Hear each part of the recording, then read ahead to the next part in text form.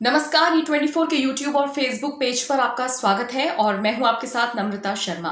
आज इस वीडियो में हम बात करेंगे बॉलीवुड की पंगा क्वीन कही जाने वाली कंगना रनौत की। दरअसल कंगना इन दिनों महाराष्ट्र सरकार से अपने जुबानी विवाद को लेकर चर्चाओं में है। हालांकि 5 दिन मुंबई में बिताने के बाद कंगना रनौत अब मनाली अपने घर वापस लौट आई हैं, लेकिन इसी बीच उन्होंने एक बार फिर निशाना साधा है धर्मा के बॉस और बॉलीवुड के famous film maker Karan Johar पर।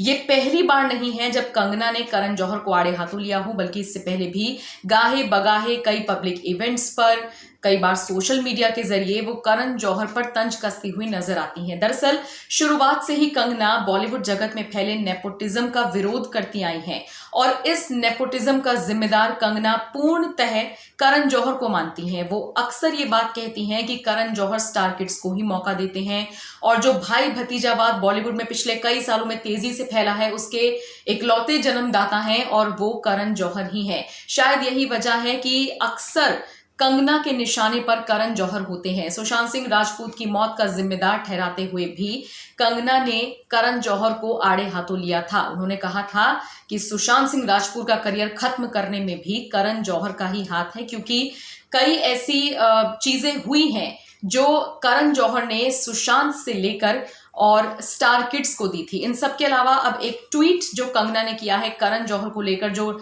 लेटेस्ट उनका ट्वीट है वो मैं आपको पढ़ के सुनाती हूँ। इससे आपको अंदाजा हो जाएगा किस तरीके से निशाना साधा है कंगना रनौत ने करण जौहर पर। कंगना लिखती हैं, इंडस्ट्री सिर्फ करण जौहर या फिर उसके पापा ने नहीं बनाई, बल्कि बाबा साहेब फाल्के से लेकर हर कलाकार और मजदूर ने बनाई है। उस फौजी ने बनाई है जिसने सीमाओं को बचाया, उस नेता ने बनाई है जिसने संविधान की रक्षा की, उस नागरिक ने जिसने टिकट खरीदा और फिर दर्शक का किरदार निभाया। इंडस्ट्री करोड़ों भारतवासियों ने बनाई है।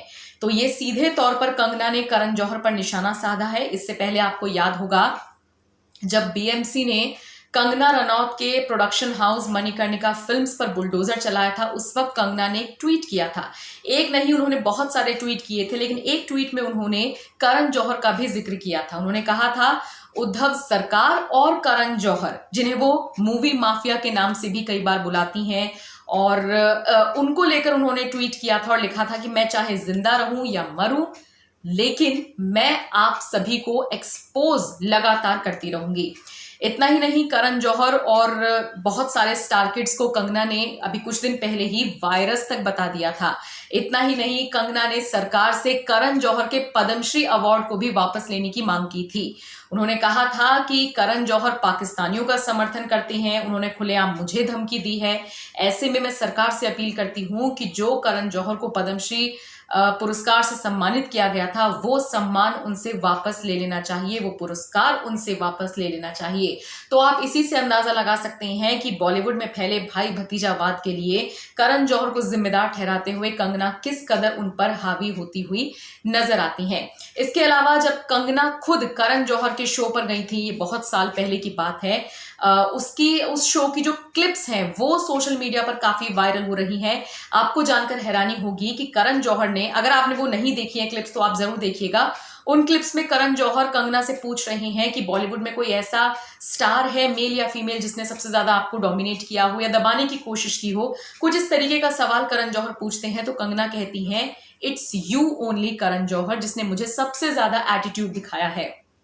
करण जौहर के मुंह पर ही कंगना उनकी इस तरह से आप कह सकते हैं आलोचना करती हुई नजर आती हैं।